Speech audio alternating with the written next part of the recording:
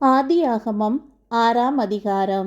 மனுஷர் பூமியின் மேல் பெருகத் துவக்கி அவர்களுக்கு குமாரத்திகள் பிறந்தபோது தேவகுமாரர் மனுஷகுமாரத்திகளை அதிக சௌந்தரியமுள்ளவர்கள் என்று கண்டு அவர்களுக்குள்ளே தங்களுக்கு பெண்களை தெரிந்து கொண்டார்கள். அப்பொழுது கர்த்தர், என் ஆவி என்றைக்கும் மனுஷனோடே போராடுவதில்லை, அவன் மாம்சந்தானே, அவன் இருக்கப் போகிற நாட்கள் 120 வருஷம் என்றார். அந்நாட்களில் ராட்சதர் பூமியிலே இருந்தார்கள். பின்பு தேவகுமாரர் மனுஷகுமாரத்திகளோடே கூடுகிறதினால் இவர்கள் அவர்களுக்கு பிள்ளைகளை பெற்றபோது இவர்களும் பூர்வத்தில் பெயர் பெற்ற மனுஷராகிய பலவான்கள் ஆனார்கள். மனுஷனுடைய அக்கிரமம் பூமியிலே பெருகினது என்றும் அவன் இருதயத்து நினைவுகளின் தோற்றமெல்லாம் நித்தமும் பொல்லாததே என்றும் கர்த்தர் கண்டு, தாம் பூமியிலே மனுஷனை உண்டாக்கினதற்காக கர்த்தர் மனஸ்தாபப்பட்டார். அது அவர் இருதயத்துக்கு விசனமாயிருந்தது.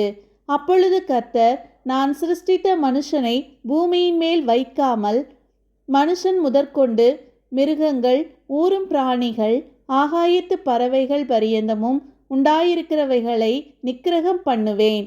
நான் அவர்களை உண்டாக்கினது எனக்கு மனஸ்தாபமாய் இருக்கிறது என்றார். நோவாவுக்கோ கர்த்தருடைய கண்களில் கிருபை கிடைத்தது. நோவாவின் வம்ச வரலாறு. நோவா தன் காலத்தில் இருந்தவர்களுக்குள்ளே நீதிமானும் உத்தமனுமாயிருந்தான். நோவா தேவனோடே சஞ்சரித்து கொண்டிருந்தான். நோவா சேம், காம், யாப்பேத் என்னும் 3 குமாரரை பெற்றான். பூமியானது தேவனுக்கு முன்பாக சீர்கெட்டதாயிருந்தது. பூமி கொடுமையினால் நிறைந்திருந்தது. தேவன் பூமியை பார்த்தார், இதோ அது சீர்கெட்டதாயிருந்தது. மாம்சமான யாவரும் பூமியின் மேல் தங்கள் வழியை கெடுத்து கொண்டிருந்தார்கள். அப்பொழுது தேவன் நோவாவை நோக்கி, மாம்சமான யாவரின் முடிவும் எனக்கு முன்பாக வந்தது. அவர்களாலே பூமி கொடுமையினால் நிறைந்தது. நான் அவர்களை பூமியோடும் கூட அழித்து போடுவேன். நீ கொப்பேர் மரத்தால் உனக்கு ஒரு பேழையை உண்டாக்கு. அந்த பேழையிலே அறைகளை உண்டு பண்ணி அதை உள்ளும் புறம்புமாக கீழ்ப்பூசு. நீ அதை பண்ண வேண்டிய விதம் என்னவென்றால், பேழையின் நீளம் 300 முழமும் அதன் அகலம் 50 முழமும் அதன் உயரம் 30 முழமுமாயிருக்க வேண்டும்.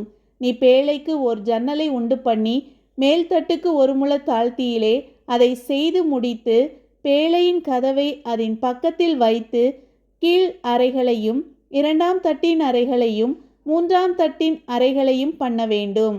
வானத்தின் கீழே ஜீவ சுவாசமுள்ள சகல மாம்ச ஜந்துக்களையும் அழிக்க நான் பூமியின் மேல் ஜலப்பிரளயத்தை வரப்பண்ணுவேன்.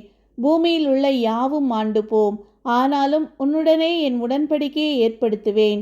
நீயும் உன்னோடே கூட உன் குமாரரும் உன் மனைவியும் உன் குமாரரின் மனைவிகளும் பேழைக்குள் பிரவேசியுங்கள். சகலவித மாம்சமான ஜீவன்களிலும் ஆணும் பெண்ணுமாக வகை ஒன்றுக்கு ஒவ்வொரு ஜோடு உன்னுடன் உயிரோடே காக்கப்படுவதற்கு பேழைக்குள்ளே சேர்த்துக்கொள்.